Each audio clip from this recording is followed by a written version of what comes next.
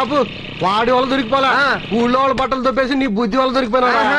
ఊర్లో వాళ్ళందరికీ లేనిపోని జబ్బులు అంటే వాళ్ళ దగ్గర డబ్బులు దొబ్బెట్టలేదండి. దానికి దీనికి ఏముంటే నాకు పోలికంటే నువ్వు ఆఫ్టర్ ఆల్ టైలర్వి, నేను ఆర్ఎంపీ డాక్టర్. నిన్న కాక మొన్నటి వరకు రాజులో పొగా కంపెనీలో పనిచేసేవాడు కదా.